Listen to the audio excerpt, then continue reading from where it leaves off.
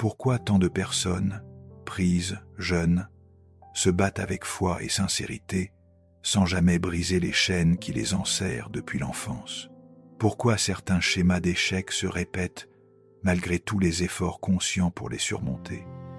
Et si le problème ne résidait pas dans ce que nous faisons, mais dans ce que nous avons oublié, au centre de notre corps, il existe un point que presque personne ne considère. Un vestige de notre naissance, une cicatrice silencieuse que nous portons tous, le nombril. Ce n'est pas un symbole poétique, c'est une réalité énergétique, émotionnelle et spirituelle. Depuis des siècles, certaines traditions affirment qu'il s'agit d'un portail, une porte d'entrée vers notre lignée, notre mémoire cellulaire, nos blessures transgénérationnelles, et dans certains cas, une faille invisible utilisée pour nous saboter de l'intérieur. Dans un monde où tout s'accélère, nous avons oublié les lieux de silence. Dans une spiritualité pleine de discours, nous avons ignoré le langage du corps. Le nombril, ce point si banal, pourrait être la clé d'un enfermement ancestral que personne ne vous a appris à verrouiller.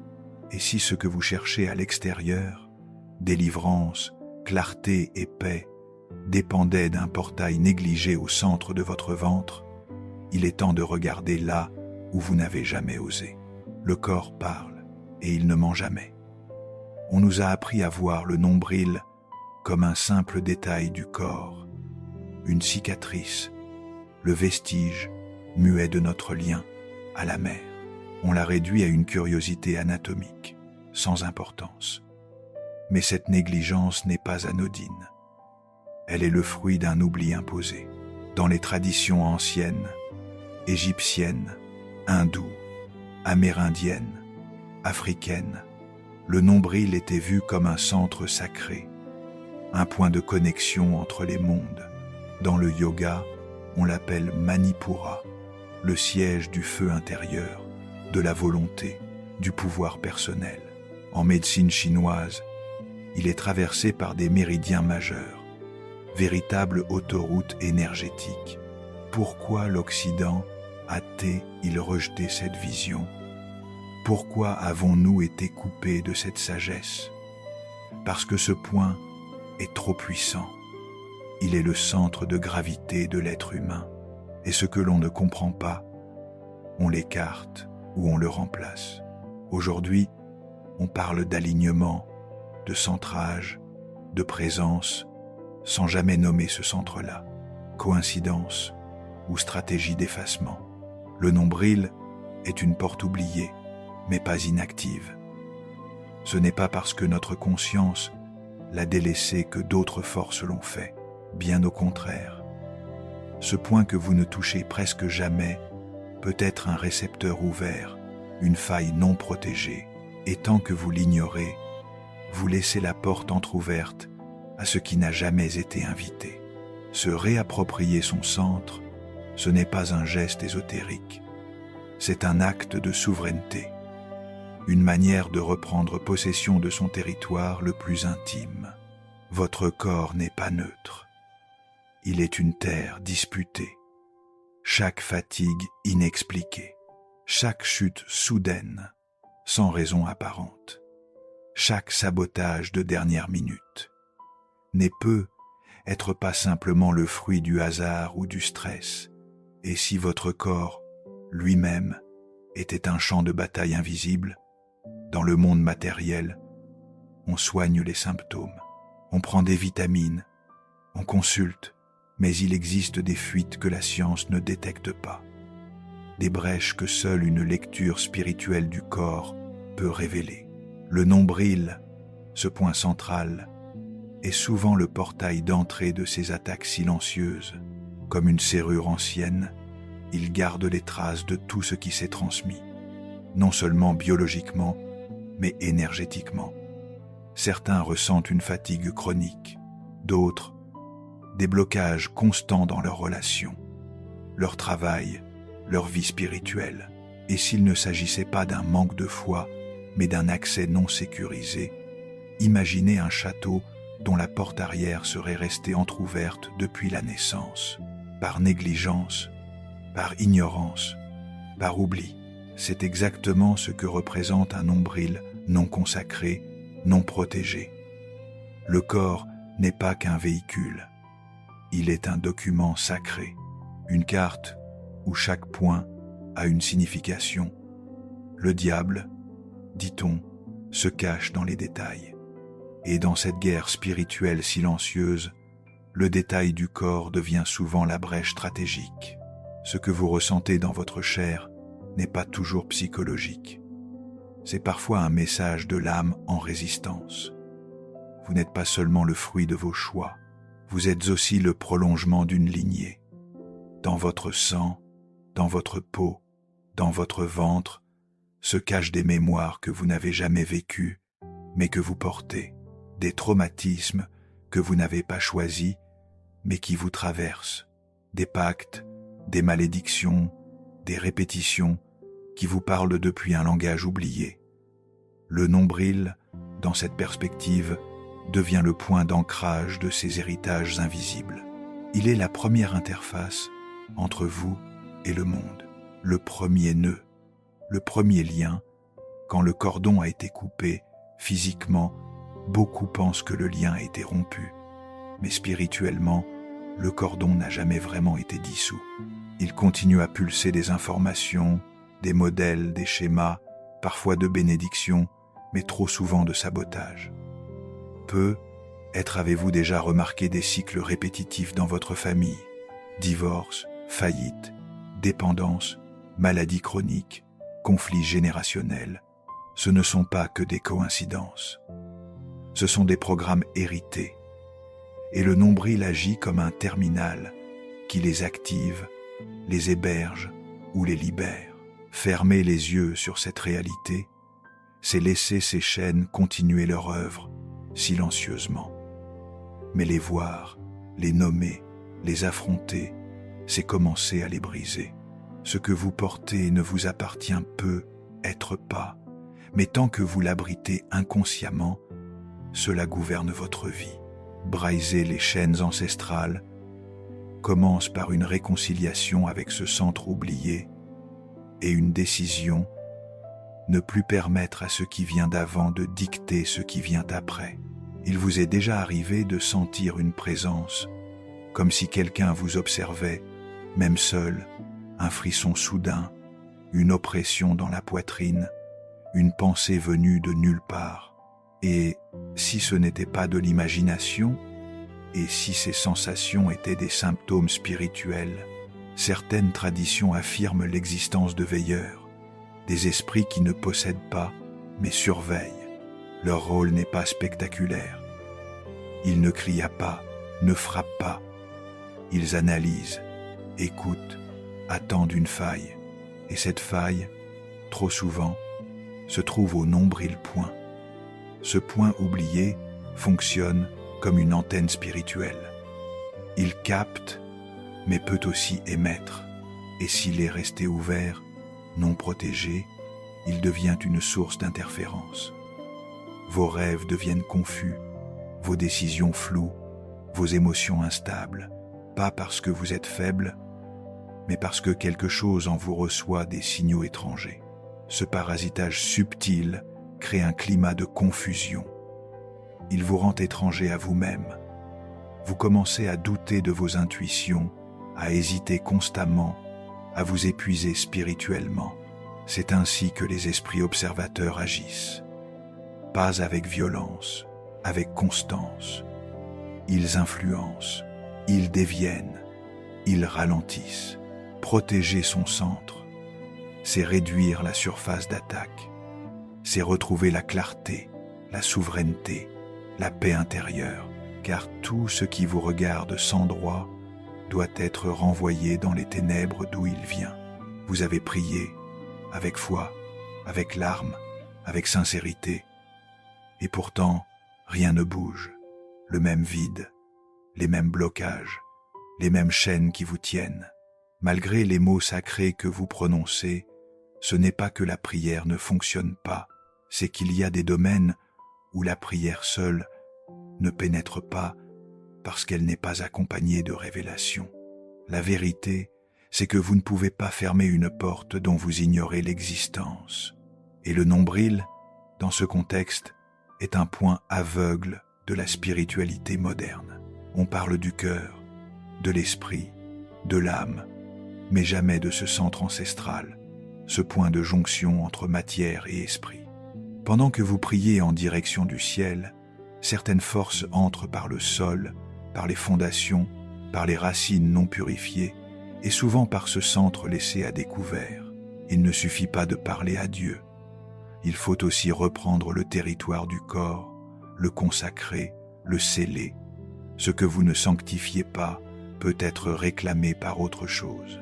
Les prières les plus puissantes sont celles qui illuminent les zones d'ombre. Et parfois, la délivrance que vous attendez ne dépend pas d'un nouveau mot, mais d'un geste oublié. Poser la main sur votre ventre et dire enfin « Tu ne seras plus une porte ouverte ». Il y a des bruits que seule l'âme entend, des résonances étranges qui traversent la vie comme un écho ancien. Vous avancez et soudain tout s'effondre. Encore, toujours au même moment, toujours avec cette sensation d'un fil invisible qui vous retient. Ce fil parfois fait du bruit, un bruit intérieur, une fatigue qui n'a pas de cause, une peur qui n'a pas de nom, un découragement qui revient sans prévenir. Ces sons silencieux sont les chaînes que vous ne voyez pas, mais que votre être profond ressent, et trop souvent, elles s'activent depuis le centre de votre ventre.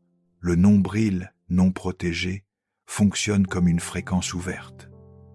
Quand une malédiction, un pacte ou un héritage non brisé reconnaît cette fréquence, elle s'active automatiquement, comme un mot de passe oublié que vous n'avez jamais changé. Ce n'est pas une question de superstition, mais de réalité spirituelle codée. Le mal fonctionne par l'égalité. Il agit là où on lui a laissé un accès, et tant que le portail reste ouvert, les chaînes résonnent. Mais voici la clé. Aucune chaîne n'est éternelle. Elle obéit à une autorité, et cette autorité vous appartient. Si vous en prenez conscience, connaître l'origine, localiser la faille, agir, il ne s'agit pas de tout comprendre intellectuellement. Il s'agit de reconnaître le lieu de l'oppression et de reprendre le pouvoir. Le son des chaînes invisibles peut cesser, mais seulement si vous décidez d'y tendre l'oreille et de ne plus fuir ce que votre corps vous crie depuis si longtemps. Le mot malédiction semble archaïque. On l'associe aux contes, aux sorcières, aux superstitions rurales, mais dans le monde invisible, une malédiction n'est pas une fiction. C'est un code, un programme conçu pour s'exécuter lorsqu'il trouve un accès. Et cet accès, trop souvent, c'est le nombril.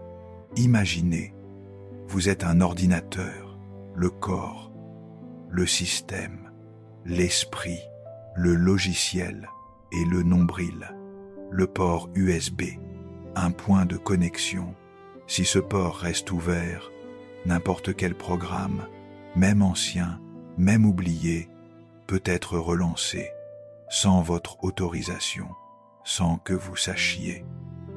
Une malédiction n'agit pas par magie, mais par mécanisme spirituel.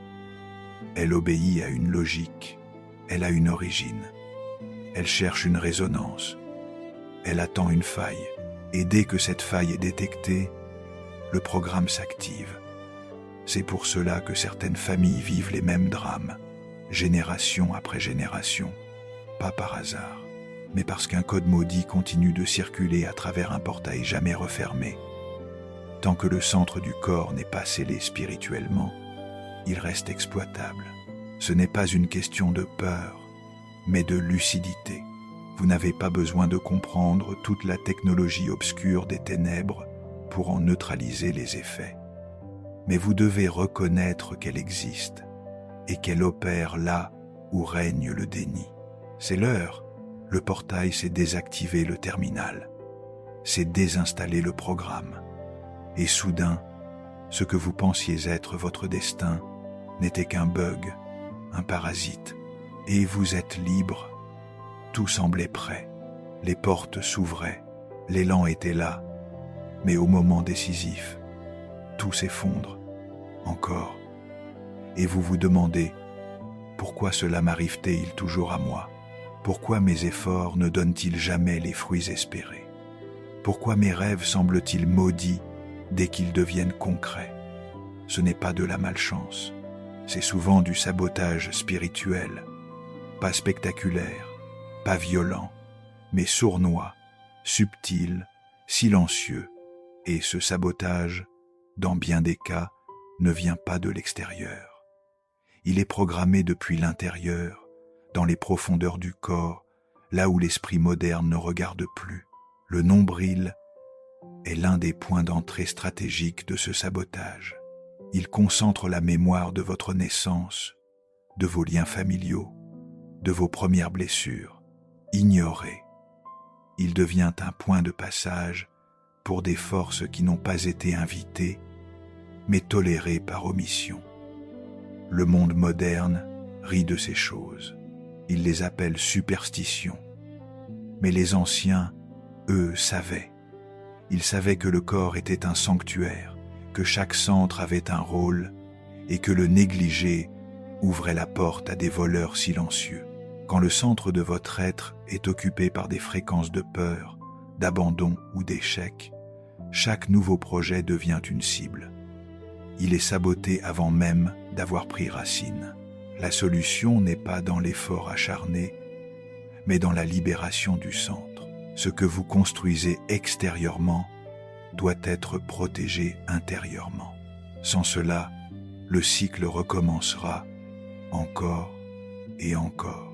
Et si votre corps était un document vivant, un manuscrit sacré, où chaque cicatrice, chaque ligne, chaque centre énergétique portait une signature spirituelle. On croit souvent que seule l'âme est concernée par le spirituel. Mais le corps est la première page sur laquelle la vie a écrit. Il porte les sceaux, les marques, les permissions et parfois les falsifications. Dans cette vision, le nombril n'est pas une simple trace de naissance. Il est la signature originelle, le premier sceau.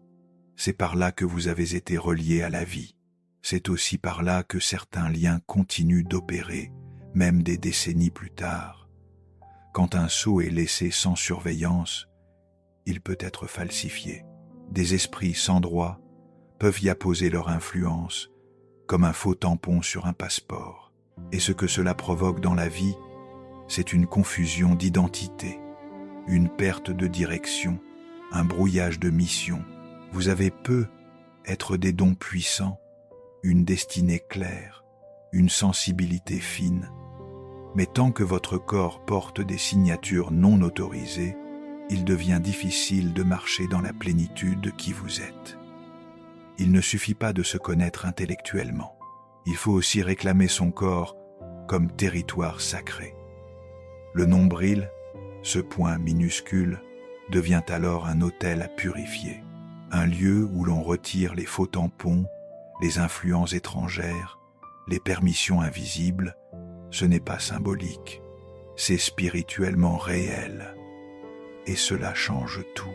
On vous a dit que le cordon ombilical avait été coupé à la naissance. Biologiquement, oui, mais spirituellement, est-il vraiment rompu?